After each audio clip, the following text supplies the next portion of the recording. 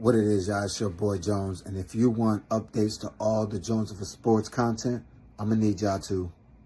Come on, push the button! Yeah, come on, push the button! Push the goddamn button! Push the goddamn button! You heard what she said. Push the goddamn button. Yes, sir. Yes, sir. Welcome back to another episode of the Big Three Beyond the Arc. I am your boy, your host, Jones, and I'm brought to you with my co-host, Nat. How we doing, Nat? I'm feeling How we good. feeling? Good. How you doing? I'm all right. I'm not where I want to be as far as this goes, but I'm happy to see where it's leading to as far as we're getting closer to the playoffs. So I'm excited to see where everything matches up, everything looks. So I'm excited for that. Yeah. Speaking of how it looks, how does it look for your the Knickerbockers? It's not looking great. We got to win yesterday, but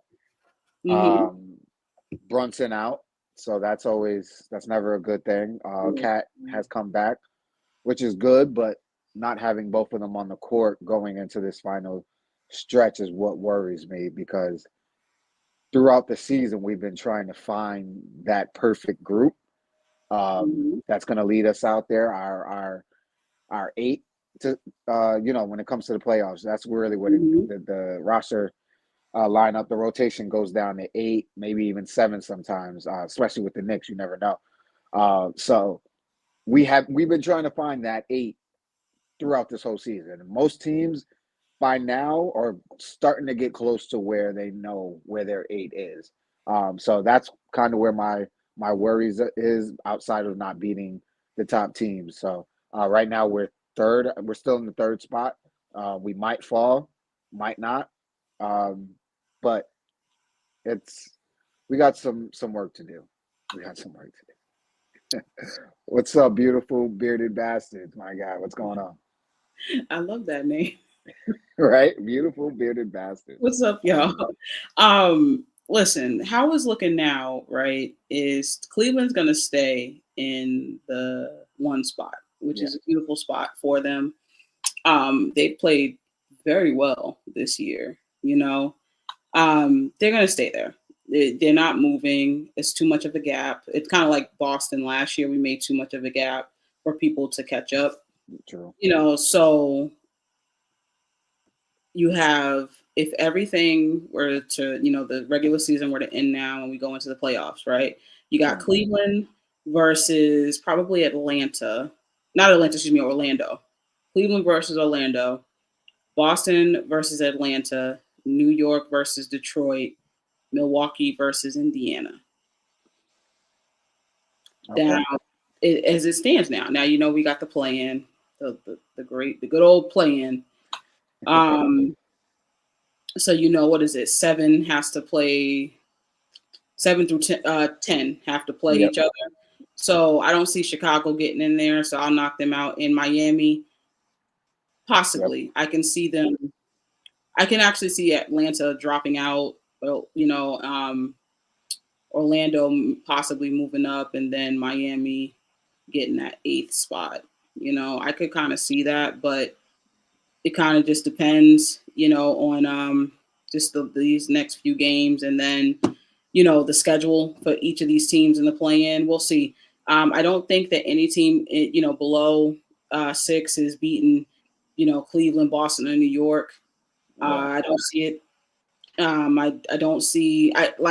Milwaukee versus Indiana is interesting to me. It's a very interesting matchup, because I can't say Milwaukee's going to win this matchup. I can't say it. I've seen how they play, and Kuzma is a nice addition, but offensively, he makes them so predictable. He just makes them so easy to guard offensively, and that's a problem. So he has nice moments defensively, but offensively, it's and they need that. So I can't say, honestly, that they're just going to beat Indiana. I can't. And honestly, they're only a game away from each other. They, Indiana could take that 4th spot. you know, and that's a fun team. I don't know if y'all watched a lot of Indiana basketball, but that is a fun team to watch, you know, especially when everybody is healthy. I don't know what it is about Indiana, but they're just a lot of fun. So we'll see how this shakes up. But Milwaukee, man, I really do think that they're in trouble regardless. You know, I think they're the only team out of everyone, I'll say everybody, that they don't have a clear direction. You know, they're No. just stuck, you know, in limbo a little bit. You know, it's like they're trying to do these little things where they got Kuzma, but they really should have traded Middleton 2 years ago. Yeah. You And it's kind of ridiculous to see that you need youth and you wait until he gets older and Yeah, that didn't make any sense. to then trade him. You know, it's like it's weird, you know, that you would, you know, run your organization like that. It's very, very, very, very weird. I think Giannis is gone at some point in the next couple of years. You know, I think he's really going to put the pressure on. I think he's out of there. You know, this Milwaukee does not have a clear direction at all. New York has a direction. We see what New York is trying to do. I think that y'all might have missed a little bit with the Mikal Bridges, you know, pick up there. I think you could have did better with a different small forward. I think if you got OG, I really like OG. Yeah. But you needed another like small forward that can really carry, you know, in those particular places, get his own shot, you know, 3-and-D, you know, kind of guy. He could defend, hit the open shot, you know, take the pressure off of Brunson and Cat, and then Josh Hart, who loves to facilitate and rebound. That's his thing. He does. He's not really a score first kind of guy, but it takes the pressure off of him too, and it makes him more valuable. So we'll see how that shapes up, but I still see a vision for New York. Clearly, Boston has a vision. Clearly, Cleveland has a vision. Milwaukee is in no man's vision.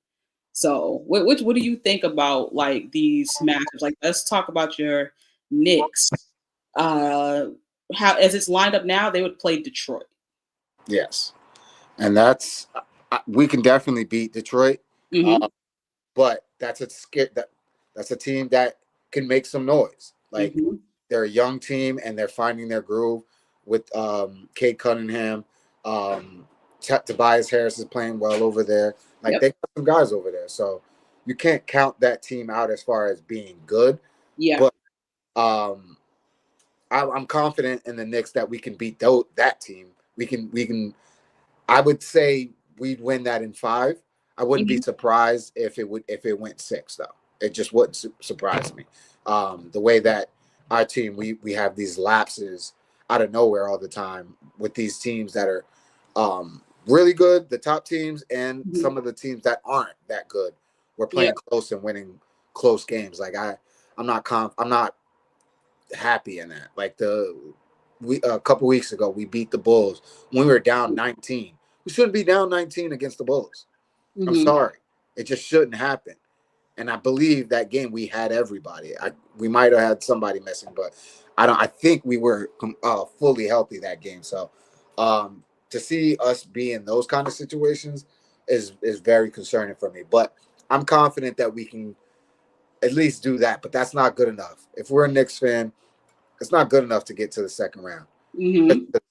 Like this team was built to win now, to try to at least compete with the Boston Celtics and now the Cleveland Cavaliers. We weren't even thought of the Cleveland Cavaliers. It was supposed to be Boston and the 76ers, even though I already knew it wasn't going to be the 76ers.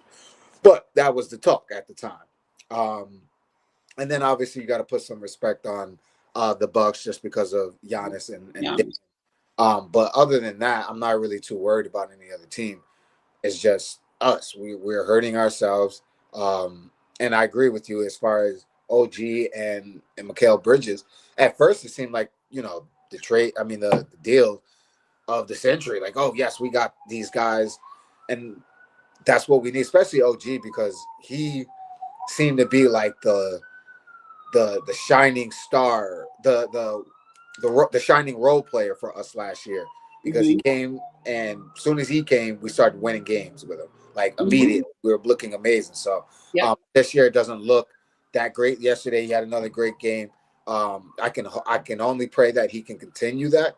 But like you said, we need another player that's going to take that load off of off of Jalen and off of Towns, because it can't just be them two. Boston Celtics and the Cleveland Cavaliers, the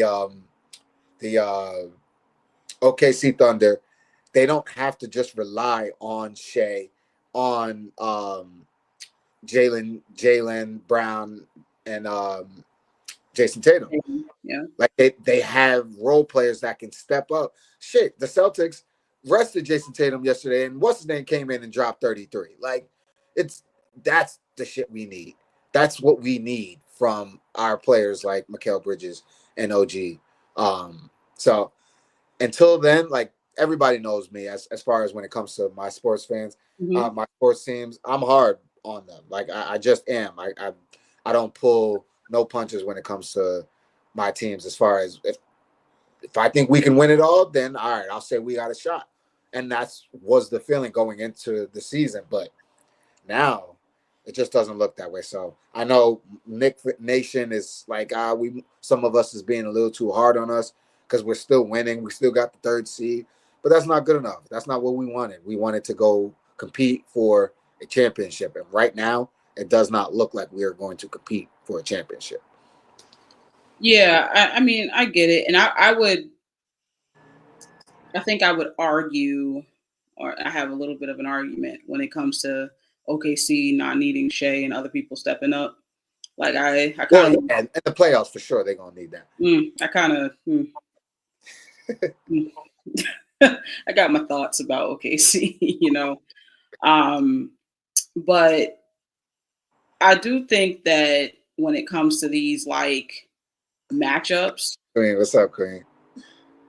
Even Dallas. Dallas got some problems. Dallas is cursed. Yeah, I'm good on Dallas. Dallas is cursed. I got my own Dallas team to worry about. Yeah, you do. You need a new team. Yikes. You need a new team, bro. Like, I feel bad for you, man. Every year you know what's gonna happen. I literally just put up. This ain't football. This ain't football, y'all. I know this not football, but it pisses me off that CeeDee Lamb is rotting away at that young age in Dallas. It pisses me off. I just gotta say that because I love CeeDee Lamb. But but you know, when it comes to like these matchups, right? I like Detroit, man. I really do. You know why? You know what them teams that are scary? Like, why the Detroits and the Indianas are scary? They ain't got shit to play for. Yeah. It means nothing if they lose that series. It means nothing, but it means everything if New York loses. It means everything if Milwaukee loses. You are now on those segments on ESPN, on everybody's podcast. Nobody gives a shit if Detroit loses or Indiana loses. Nobody cares. And they know that. So they can play free. They can just go out there and play. And that's why those teams are scary. You know, you can't shit on them, because I'll argue you should win versus Detroit. But let's say Duren mans the paint properly, right? And takes away Cat, which if you actually watch Cat play, there's certain bigs that can do. We do it, actually. Our bigs know how to centralize Cat and just make him, put him out there on a perimeter and just have him out there flailing. We are very good at that. But if you get a team that knows how to play him and takes him out of his game, that takes one person away, right? So then you put some more heat on Mikal Bridges. You know, Mikal Bridges got to score more. OG got to score more. But OG is streaky, and so is Mikal. Yep. And then brings it back to Jalen. You know who y'all could have really used? Donte DiVincenzo. I wonder if he was available. I hated that trade. I was like, the one person I would have tried to keep was Donte DiVincenzo. Me too. He fit y'all so perfectly. I thought that was the whole purpose of bringing him there, so they could have the Nova 4. Like, that's all we were talking about. Oh, they got Mikal Bridges. Now they got the Nova 4. Like, what are we doing? It was like a sweet symphony. Like, when I saw Donte DiVincenzo, I was like, wait a minute. The Knicks is getting too many players I actually genuinely like. And I don't like that. I didn't like that. You know, I don't like damn, Jalen Brunson's over there, but I'm going to root for him quietly. Everybody knows how I feel about Cat. I'm a Cat stan. I will come up here and talk to you about why Cat is just one of the best big men of all time. I don't give a shit what you think about that man and his voice when it changes and all that. I could care less. I couldn't care less about that. Like, I don't care. That man is talented. It doesn't make no sense how talented that man is at 6'10", 6'11". He's so damn talented, so skillful, and can score in a plethora of ways, all the ways, but the way that team is built, when you get Detroit, they got Cade Cunningham. Cade Cunningham is definitely, to me, what you gonna call a comeback player or most improved or whatever. He's one of the two. One of them. I would assume he's gonna get that. Cade's been playing out of his mind this year. He's been playing how we knew he would play when he got drafted. Let's say that. Cade can go off. Tobias Harris got something to prove. Everything was blamed on Tobias in Philly. There's always, if you think about it, right? Philly fans are ridiculous. It was Tobias's fault. It was Doc's fault. Everybody done left, and they still suck. Yep. Think about that. Everybody's gone. They suck. They'll suck. Doc is in the playoffs. Doc still has a chance. About it. And y'all still suck. Every year you suck. Every year it's somebody else. 76ers fans are the worst. They are not in touch with reality at all. And I really, we got to send some referrals their way. It's just a Philly thing. It must be. It's delusion. The Eagle fans are just as bad. Oh God, the tush push team. The tush push. I can't wait for football season. Oh, the way it's shaping up, and this ain't football. We know that. We know that. But we gonna have to talk about it. But Detroit, then they got Malik Beasley. He's playing fantastic. Outside of him talking a little and getting 50 dropped on his head, but he was owed that. He's been playing well enough. It's like he ain't no all world beater, so it's right. You drop 50 on Malik Beasley. You could drop 50 on him, but they got Schroeder over there. They got some good vets, and they got Stewart coming off the bench, and he gets under people's skin. I could see him getting in the game and pissing people off. I could just see him getting in the game and really pissing Cat off, just getting under Cat's skin, and it's not that hard to do. That's kind of a knock. That's a knock. Yep. Yeah, and then you win a game 7. And you I thought it would be over in game 5. I thought it would be over in game 6. And then you had a game 7. So you just never know, So there's some teams, that depending on the matchup, it could look differently, So I'm curious to see if Detroit stays there and New York stays at 3, which it looks like, because it's a 4-game distance between them and Milwaukee, unless New York goes on a skid. Right. Easy skid. And they can drop to 4th. I see them staying in 3rd. How much do you believe in Cleveland? I believe them a lot more than I ever did. I think this team is legit. Obviously, Donovan Mitchell is their leader. And at first, I would say number 2 would be there's Garland. But now I got to say it's Mobley, because he stepped up and really doing his thing. So they got a nice 3-headed monster right there, where they're all comfortable. They're all doing what they are expected to do. They know their role. They're playing their role perfectly fine. Everybody's getting along. You don't hear the BS that you heard with Mitchell and Garland like you did last year. If I'm not mistaken, I think I heard something about them having a conversation about that. Hey, we need to get this together. I know we got our little issues for whatever it is, but we need to fix this. If we're going to be here, you're going to be here, I'm going to be here. All right, so let's make it work. So I think they made that, they had that conversation, and everybody's just following the lead now. So I love this Cleveland team. I think, as much as I hate to say it, I think it's going to be Boston and them in the Eastern Conference Finals. Yeah, I mean, I think so too. And I think that I believe in Cleveland this year as well. I think that they made a lot of people a believer, Yeah. including me. You have to forgive me, y'all. I can't see anybody beating us. I just can't. They've played everyone. I've seen how they matched up with everybody, and health to health. Like when health is there and both teams are healthy, Boston has gotten the better of Cleveland. When I'm not both gonna lie to you. I'm not gonna lie to you. After yesterday, I was saying it already a week ago, but after yesterday,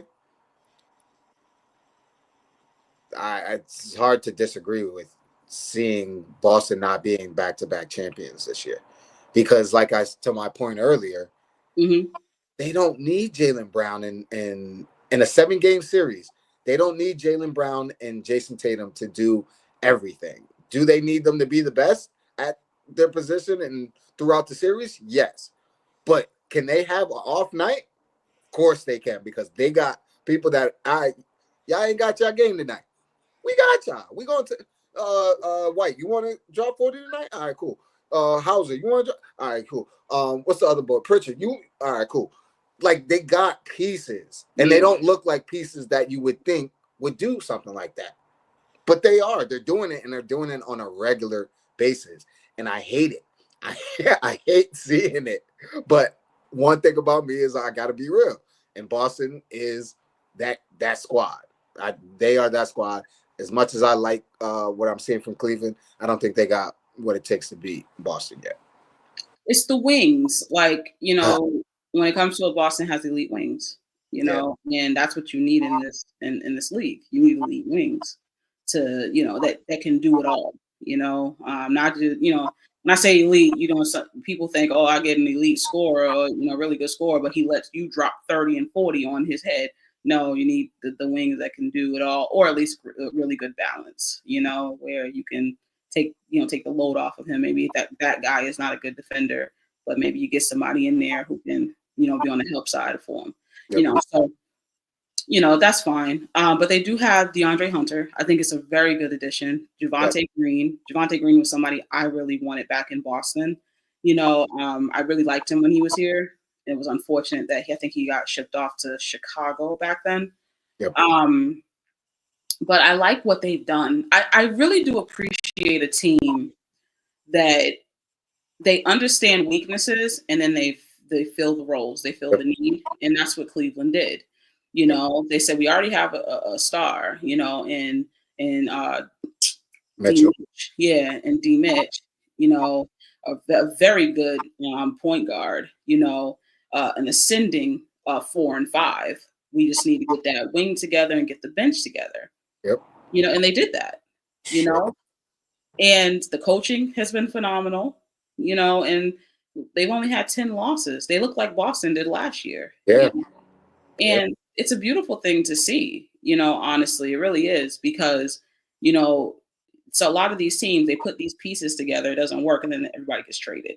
Yep. With them, they just added on to what they were doing.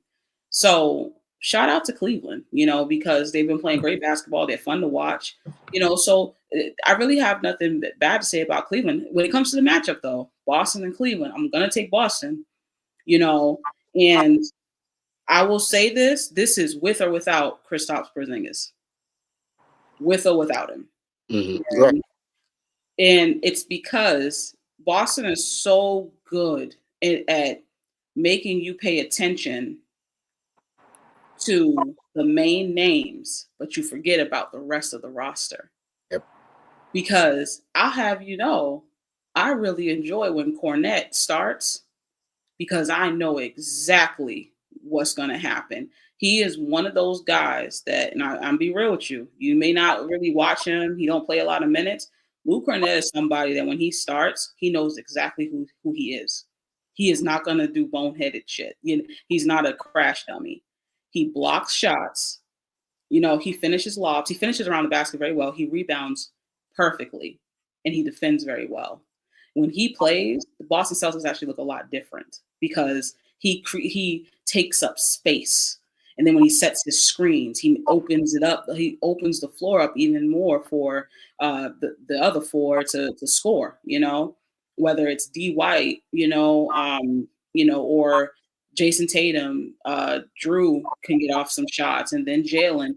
It looks completely different. So that's why it doesn't matter if Kristaps plays in certain, matchups, because they're so accustomed to playing without him and Right. with him. It just kind of is what it is. They did it for the most part last year. Yeah, and for the most part last year, that's how they won the chip. It was actually the most without Kristaps, and huge Kristaps fan. But we'll talk about another segment. I think his time is up in Boston. But you want to ship it to the West? Before we go to the West, my last question in the East is, because I've been seeing it on social media, do you think that if that 76ers team would have kept that team together, the Ben Simmons, Jimmy Butler, Tobias Harris, that squad, if they would have just trusted in the process a little bit longer, do you think they would have been a decent team by now, or at least in the conversation to win a championship? Because that's been the talk right now. Everyone's saying if that team was still together, they would be in the hunt right now. And I'm just my response to that is I don't think so. I think they would be talked about like they're one of the best, but we still would have the same injuries that we have with Joel Embiid. Yeah, you have other guys that could possibly hold the team up for a little while, but as far as making a deep playoff run or going to the championship, I don't see it, because you're still going to be without Embiid, regardless if those guys are there or not. I think Philly is cursed. Just like I think Dallas is cursed, I think Philly is even more cursed. I think they're the most cursed team, and I don't know if I can say it's just only in like self-inflicted or just straight up cursed. I don't think the Ben Simmons trade was bad, because the trade was what was it? The Beard came back in that trade, right? Yeah. There was nothing wrong with that trade. Nothing wrong with that trade. When you have a chance to get, the Beard, James Harden, when you got a chance to get him, because he's still playing out of his damn mind. So you did that a few years ago. When you had a chance to get him, you did the right thing. So now you're good. You got James Harden. Now Tyrese Maxey play a little off ball now, because he's better off ball anyway. Yeah. Let James Harden facilitate. That was great. You had it. I'm gonna say that the issue was that they didn't trade Embiid. You were supposed to ship out Ben Simmons and Embiid. Yep. You didn't do that. That's your problem, because who should really be playing in Philly right now is maybe Karl Anthony Towns, maybe Jaren Jackson. You should have shipped him like 3 years ago. You should have seen the writing on the wall. When he won that MVP, was my time to trade him. True. You know his body, because you literally are on like a part of the organization. Right. The medical staff knows his body. You know it's not going to hold up. Yep. Yeah. You know that. So the issue is not that, they traded Ben Simmons. That was a fantastic trade. You got James Harden, who was great for them. He played great for them. Tyrese Maxey, now the pressure's off of him and he can play more off ball. It was honestly, sometimes I watched those games. It was beautiful watching some of those games, with Philly when they had James Harden. Sometimes you got to see the forest through the trees. You have to understand what the hell is going on. That's what makes a great organization. When you go back and you think when Paul Pierce was aging, KG was aging, everybody was aging, you go and you ship them off to Brooklyn and you get those picks. You got to see it. It's done. It's over. Yep. If you're holding on to guys, that's the problem. There's like a lot of teams holding on to players, and I can't think for the life of me what the fuck are you doing? Seriously. Hold on to players way too long. They way too long. It's like an ornament. Like, like let the sentimental shit go. When Paul and KG left, and KG is probably he's probably second maybe of favorite players all time for me. That man is high on my list. I'm a KG apologist. It was over. Yep. And you ship him out. And I rooted for him and Paul in Brooklyn, because I appreciate those guys. For sure. They hold on to players. Embiid should have been gone, man. You should have been tried to give Embiid in that MVP season and ship him off, create a fucking story that maybe he wasn't going to resign, or maybe there's friction in the locker room. You could do it. Right. That's the media. Exactly. Not because of his health, but because he's friction. He doesn't like playing with, this person or that person, and just create the fucking tension. And then you ship him off someplace, and then that team will be dealing with the injury and not Philly. That's a smart organization. Right. If they got something back for it. You would have got something back. Great back for it at that time. I don't think and I always thought that that Embiid for Cat trade is going smack, and I'm waiting for it, and I'm like, it never happened. So Philly's problem was they didn't trade Embiid. I will always say that. When Ben Simmons left, you got James Harden for it. You're not sorry. You're not sorry. But I think Embiid should have left too, because it still doesn't make sense that all the years you've been there, you've never gotten to the third round once. At least a fluke. You can't even fluke your way to the third round. So that's what I would say for that. Should have traded Embiid. Now you're stuck. I'm with you.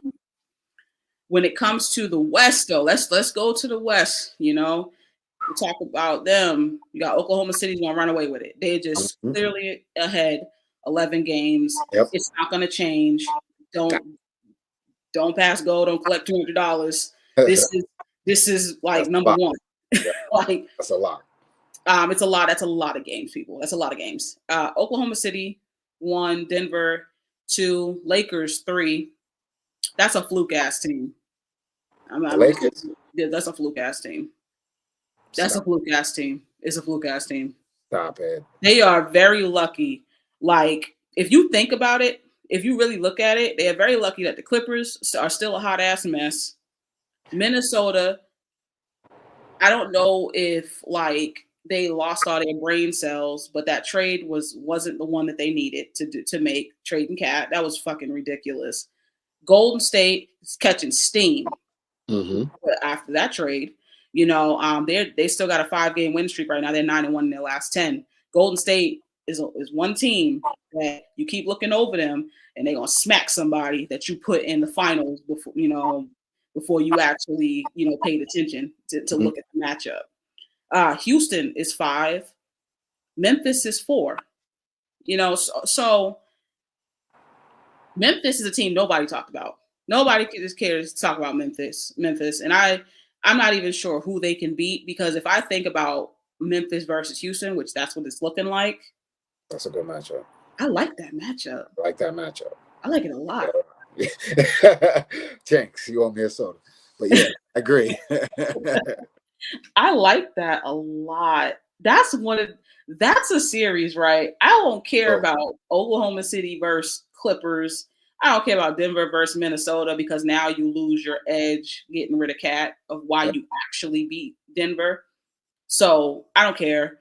Lakers and Golden State. Now that's another one. That's another one that is prime TV. I'm watching it. It's drama all over. Yep. Steph, Bron. Gotcha. But the young guns, 4 and 5, Houston and Memphis. I like that. Ooh, I like that one a lot. That's a nice, because I don't know who would win that. That's the one you got to question. That's one that you see both of those teams, and with Memphis, you're like, all right, we knew this team could be good because they've shown glimpses of it throughout the past few years. They just had trouble with keeping Ja on the court. Yep. The Rockets, I saw it last year that this could be a team that could be not in the hunt for a championship, but a hunt in the West to make some noise. Last year, they went through, I think, injuries towards the end of the season. Yep. Sengun was hurt and stuff like that. So now they got all those pieces, and they're making it work. Yeah, that one. That's a game. That's a series I can see going 7. I can see that one going 7, just going back and forth, because you got talent on both teams. Yeah. You got Ja, you got Sangoon, you got Van Fleet. Like you got a lot, JJ. You got a lot of guys in that series that can go get you buckets, highlights, the whole nine. So I'm Oh, definitely interested in that series. that's that's a series, man. Like I'm like, who would I pick? And I'm like, Houston. No, wait, Memphis. Right, Like, right. I really like the Houston Rockets because I like Jalen Green. You Yeah, know, Jalen I Green. was like, y'all crazy as fuck if y'all trade that boy. I was like, I don't care what he was struggling with. I don't care who his baby mama is. I don't care what he doing. That kid right there got talent. Like he ain't tapped in it yet. He don't get it yet, and he's not even where he's gonna be. Like that's the funny part. Right. So I heard that there was talks like, oh, should they trade him? I'm like, okay, trade him to Boston. Yep, he sucks. Absolutely. To put him in Boston, he needs all the help he could get because that boy is a star. Like he's so damn good, man. And I love the way he's developing, and he's gonna get better and better and better. I really like Houston and how they're developing. I really like their players and how they're doing it. You got the Van Vliet, he's won before, and then you got the young guns over there, and the one of the twins is that a Sore? Yep. That's what I was gonna say. Yep. I like him, man. He can play some ball. Like he's just a ball player. When I look at him, I'm like, you just get it. You just get how to play basketball. Like, and I love it. Like watching him when he's on, like he's fun, like to watch, shout out to the Houston fans, man. Y'all one of the teams I really like watching. Absolutely. But yeah, and then you got, Memphis, shout out to Desmond Bain. He be having some insane games, y'all. I'd be like, he looks 5'11, 5'10. But why he got 12 rebounds, and 30 points, and 7 assists or 8 assists. I'm like, Desmond Bain, man, like he be doing it, man. I really like him. A few years ago, I was so critical of this team, so critical. And as teams change, players change, you have to change. That's just it's growth, But I'm a huge Desmond Bain fan. I really like watching him. He's a huge spark, man. Huge spark, and he plays big. And that's a good thing, especially when you're big. Is so used to getting 4 rebounds, right? And then you got your guard forward. He's getting the doubles. Exactly. Which is crazy. Takes a lot of pressure off of JJ. Huge. That's the reason why JJ can play so free is actually Desmond Bain, because Desmond Bain's like, I got it. I get the 12 rebounds. You go ahead and shoot 15 threes. I got you. You don't have to be in the paint. I'll be down here. I got it. That's a series, man, that I don't know, but it's like a part of me wants to take Houston just because Memphis fans are spicy on Twitter. They get really upset when you don't pick them and talk about them. Oh yeah, they get. They're so mad. I'm like, I'll probably just take Houston. Just because it pisses people off. I think if I had to choose right now, I would pick Houston too. I think they have a deeper squad than That's what I was thinking. Memphis. Yeah, that's what I was thinking. Lakers, Golden State. Talk to me, Jones.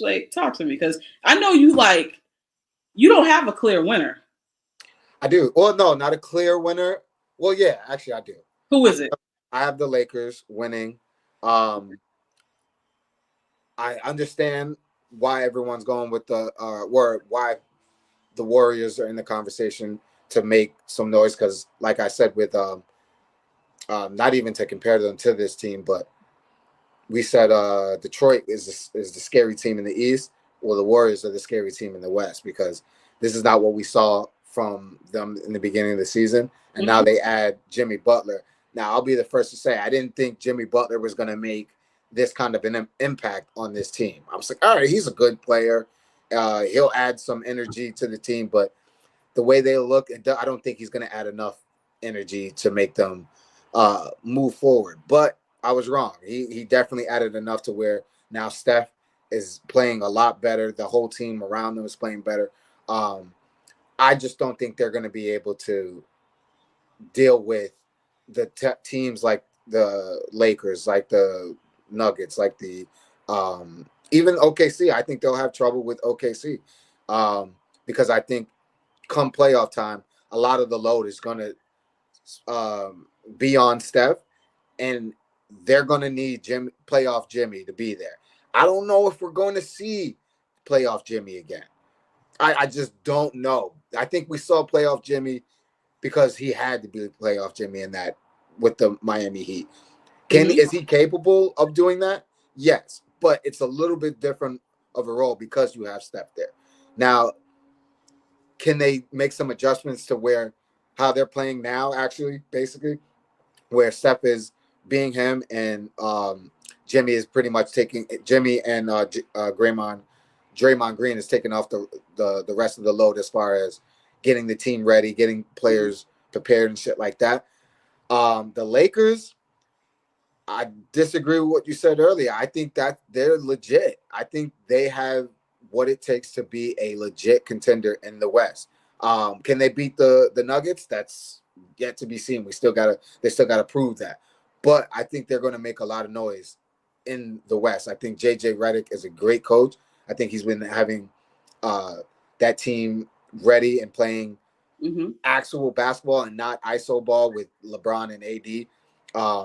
Luka, you got Luka and LeBron, two of the same players who now Bron doesn't have to be ball dominant, and we've seen that he's playing off the ball a lot more. So Luka can make those plays because he can trust Luka because he's the same player as LeBron. And I know a lot of the talk is about the Lakers' height. They don't have a lot of height, but height at the center position. They have a lot of height. A lot of their guys are 6'8" and taller. They're just injured right now. Rui's out. Hayes is out. Lynn is basically non-existent. I don't even know why they picked him up. That was a bad decision on their part.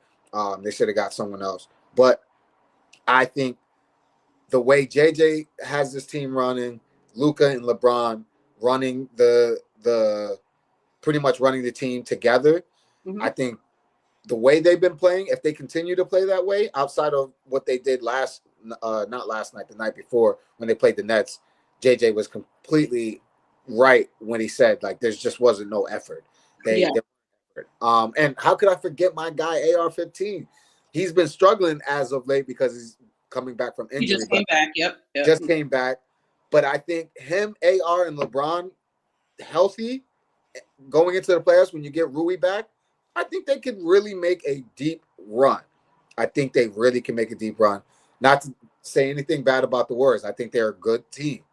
But I don't think they're going to be able to beat the upper tier teams like the OKC, Nuggets, and the Lakers. Maybe they might even struggle with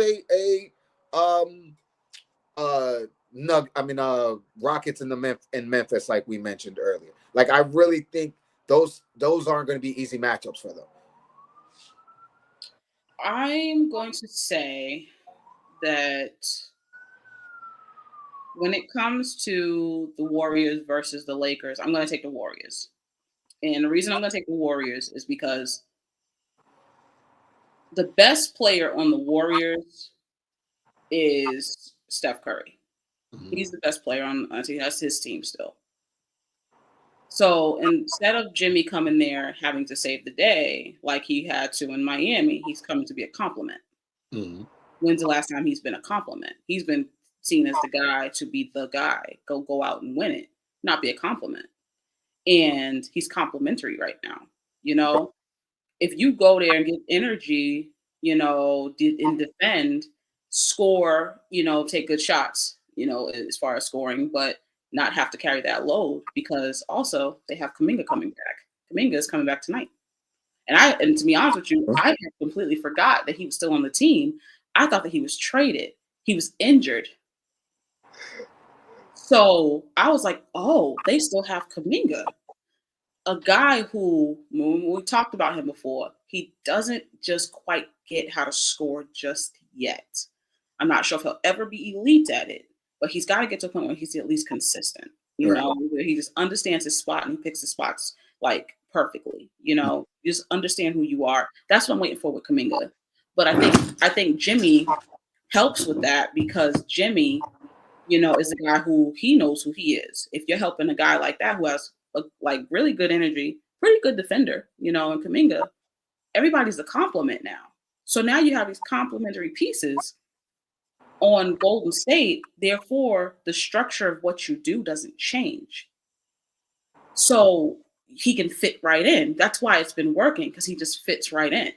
You don't got to change everything for Jimmy Butler. You do got to change it for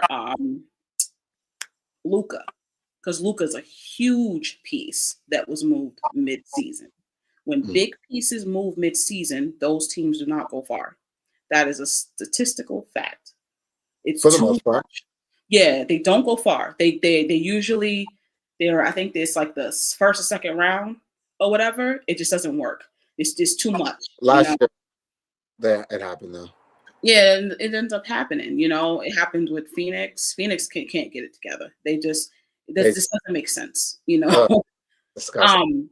Yeah, it just doesn't make sense, and it's unfortunate. Shout out to KD. I can't wait till he shakes up the league again. I love when he goes someplace, but he gonna piss people off, and I love it because I'm still support. I don't give a good goddamn where KD go. For sure. But when it comes to the Lakers not having size versus Denver.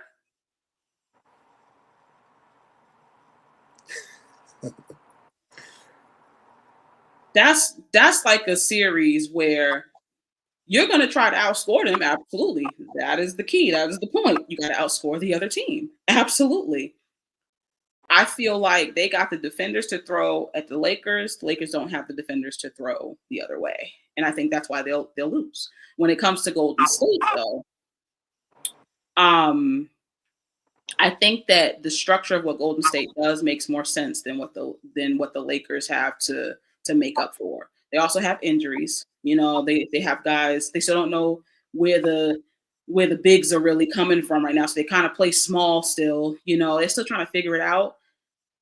I could see them dropping Jones, honestly. Oh, for sure. Because who knows? Because if you think about it, and I forgot to say this, from 5 to 2 to 5, excuse me, there's a 2-game difference. Yeah, they're probably going to drop to 4 or 5.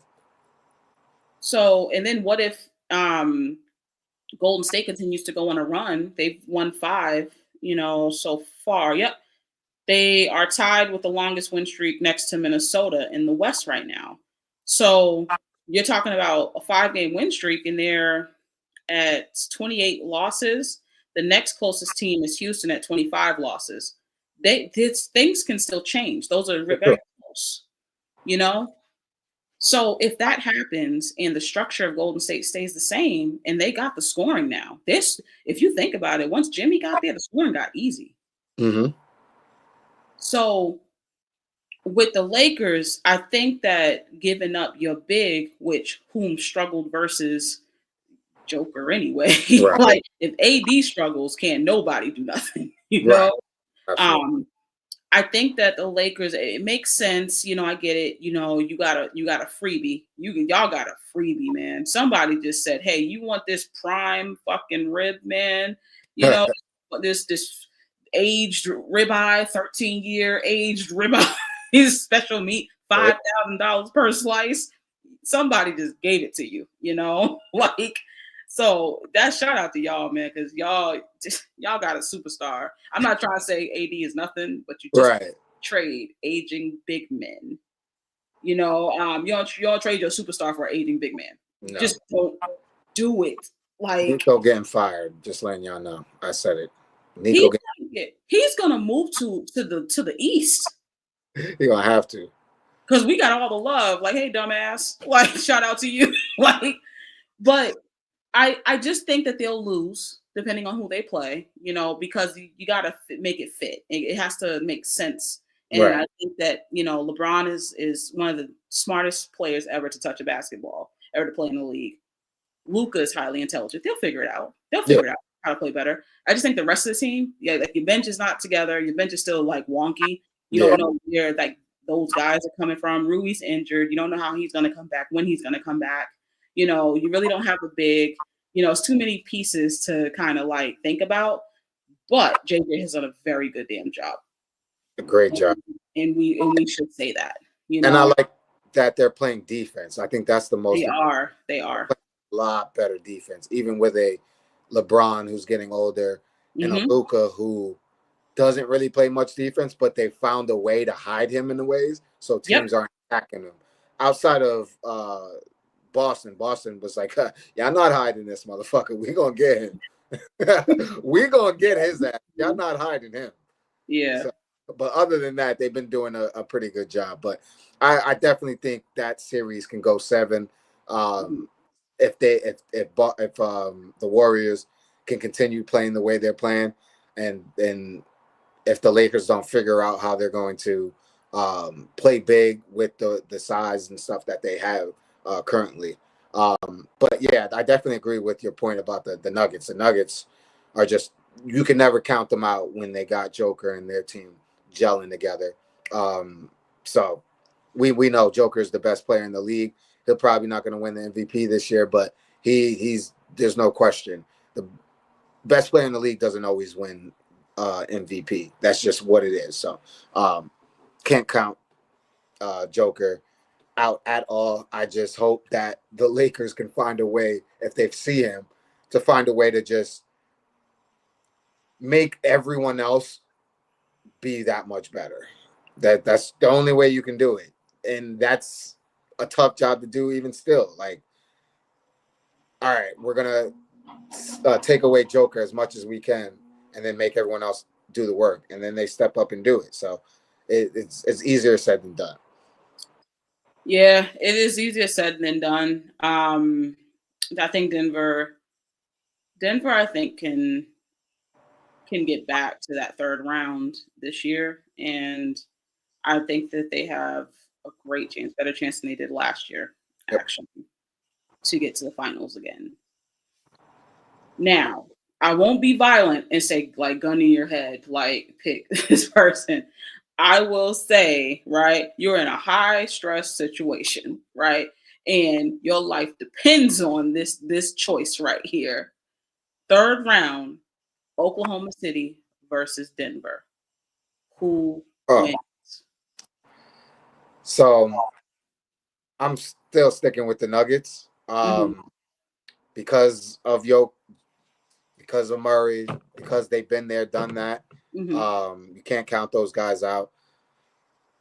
But I'm not going to take any credit away from OKC and what they've been doing this year. Number 1 defense in the league, so you can't take that away from them. But are you going to be the number 1 defense in the playoffs? Are you going to be the number 1 scoring team in the playoffs? Are you going to do the things that you did in the regular season in the playoffs for a 7-game series? That's the difference. A lot of people, I'll say the casual basketball fans will take a regular season and take it to the bank with them. Oh, well, they're the number 1 seed. Well, they got to be the best. They got to win the championship. No, that's not how it works. It doesn't matter.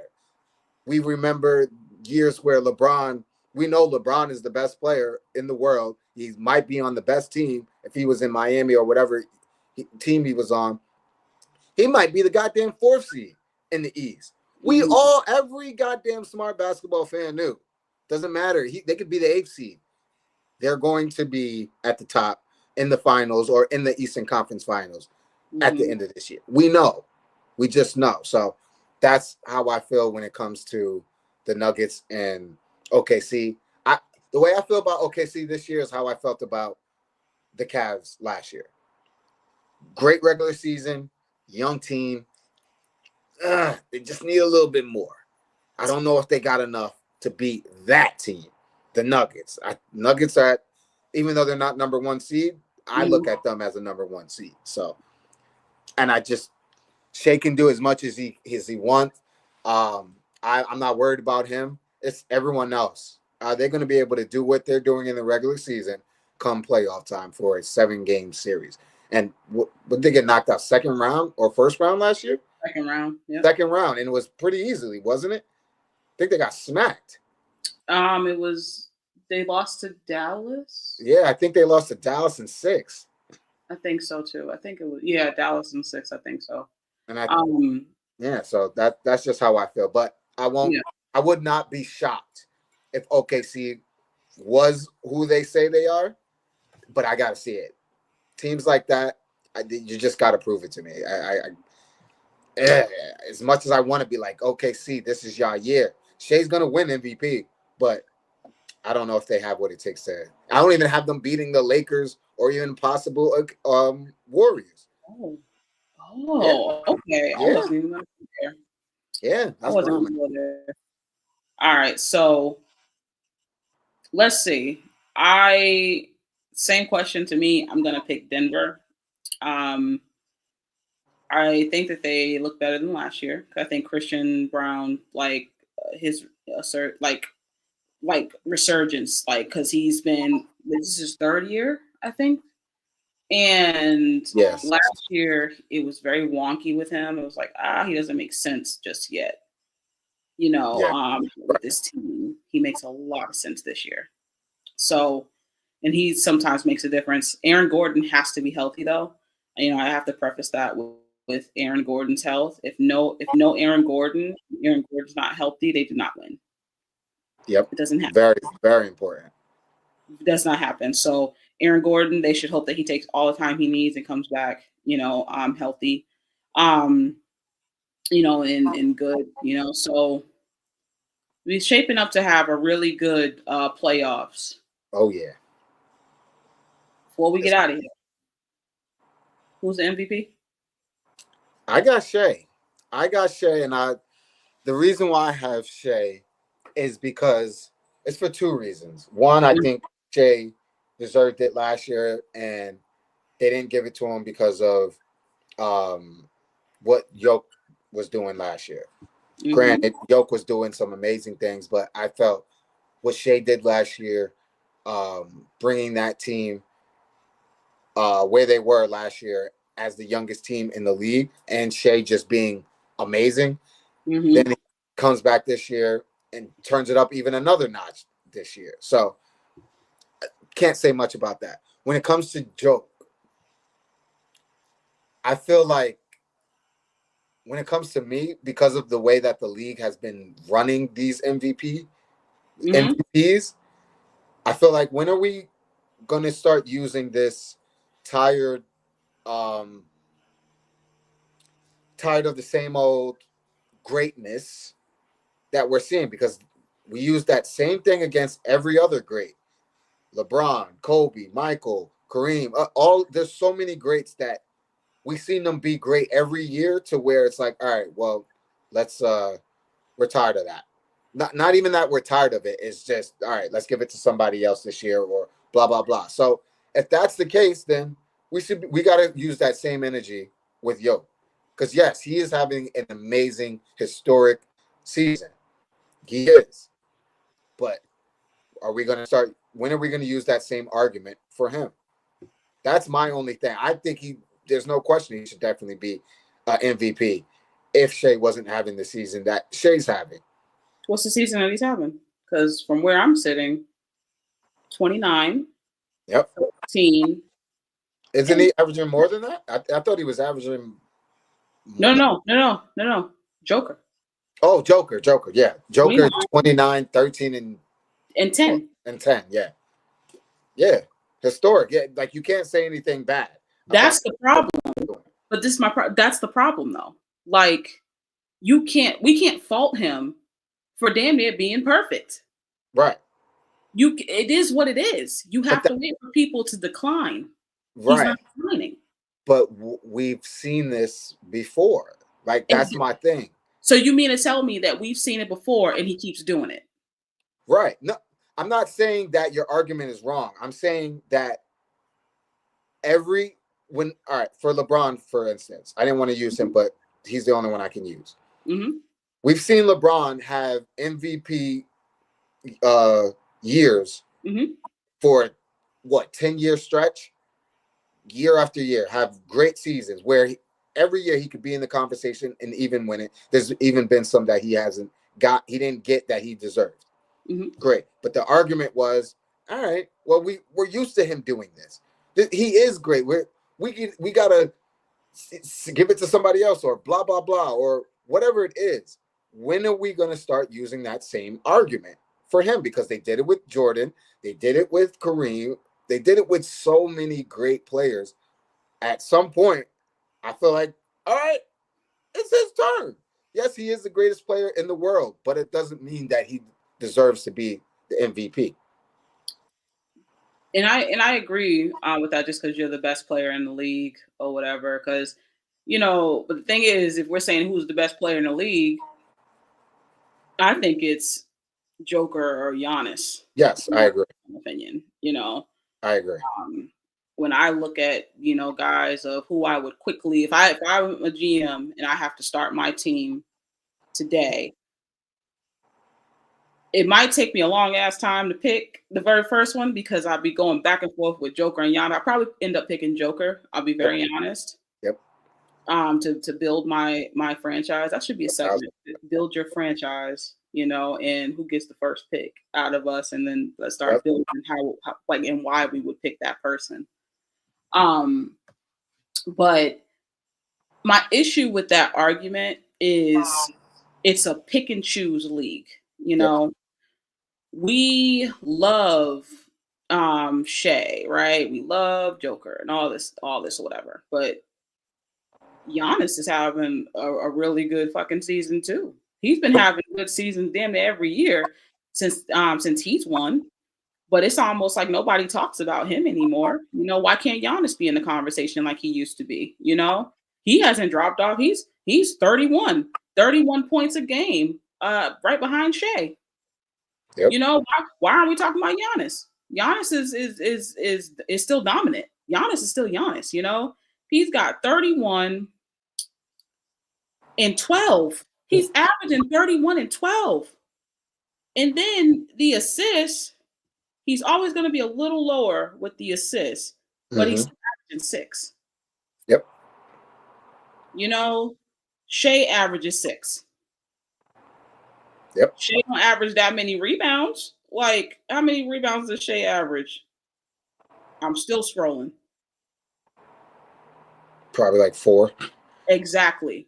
But he's a really good scorer. So we can't. So do you see what I mean? Like, we're picking and choosing, because if we want to say, what about the best team? Well, Boston was the best team last year. Nobody looked the way of Jason Tatum because you don't like him. You don't like how he scores, yet he does everything. Right.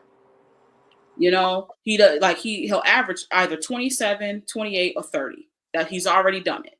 He can show is for somebody who y'all say sucks. I don't know how y'all keep letting this man average over 20-something points. That's ridiculous to me. If you can stop him, then you should be stopping him. That's all I'm saying. But he's always 8 rebounds plus. Now he's at the 6 assists. What's the difference? And it's like, because if we're talking about historical as far as stats, what Joker is doing is beyond amazing every single year. It's now to the point where we're tired of seeing greatness. It's the same argument like LeBron, tired of seeing greatness or whatever. When the problem is one of those years that, what was it? Steph had it one year and he was playing out of his fucking mind. Yep. Harden did it and his stats were out of, like, he was on fire. Yep.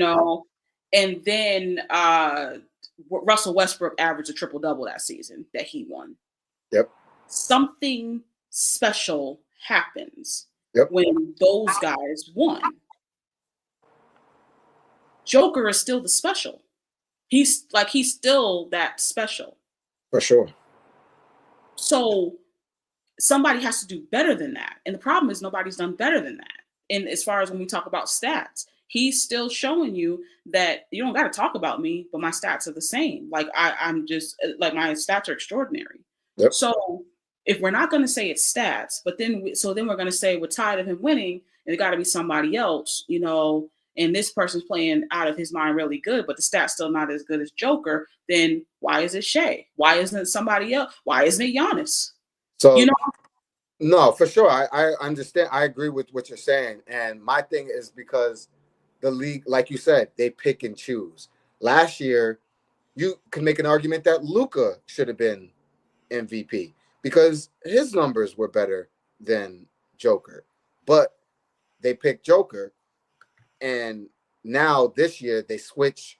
It's like every year they switch the requirements for MVP. So right. for me, it's just like whoever the writers are, they just got to be more consistent on what is the requirements for why you're choosing the MVP, and don't change it every single year, because then it just leaves it up for anybody to be in the conversation to win it.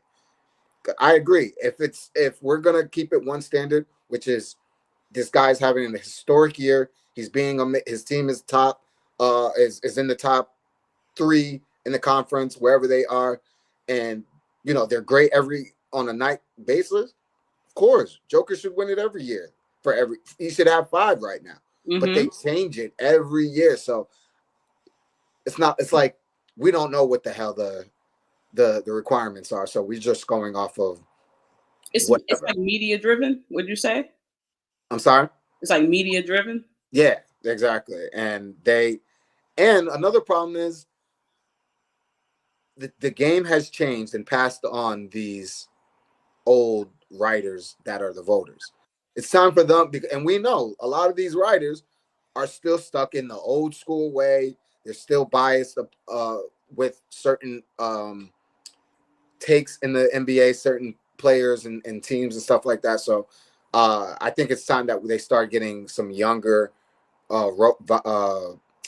voters. They need to start getting with guys. I'm not saying get 20-year-olds and 30-year-olds, but get someone that's been in the league a little while, knows the league very well, but that's not a goddamn dinosaur, and is still thinking about what freaking Kareem did in the 70s and shit. Like we gotta, if we're gonna upgrade the league, we gotta upgrade it everywhere, not just the teams. Yeah, and I agree. I don't mind other people getting it, but I don't like Joker is too damn great and he does this every year kind of thing. But when you've been doing that for years anyway, it's been stats. His stats are better. His stats are the best. So the year Embiid won, I was like, come on, man. Like the year before that, I think I was really going for Embiid, but the year he won it, I think it was complete bullshit.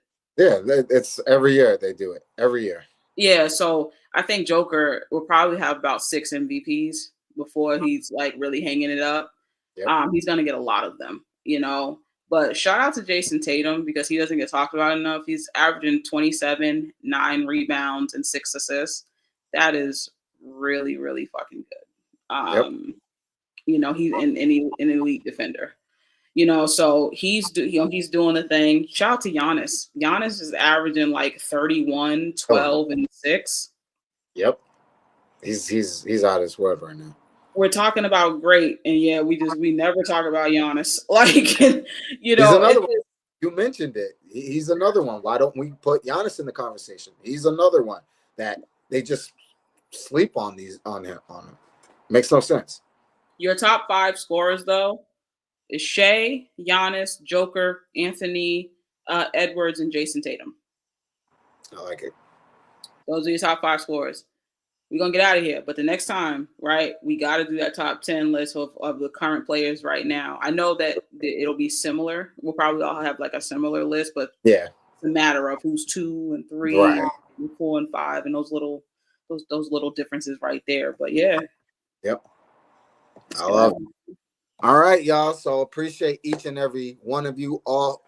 Yeah, 358 of you. So appreciate all of you guys for pulling up on me and Nat, the Big 3 Beyond the Arc podcast. And we'll see you guys next week. You guys heard it already. She said we're going to do top 10. So have y'all top 10 and put it in there in the comments so we can talk about it and have some fun. It's your boy Jones, my girl Nat, the Big 3, Jones with Sports. We make sports better. Peace. Peace out, y'all.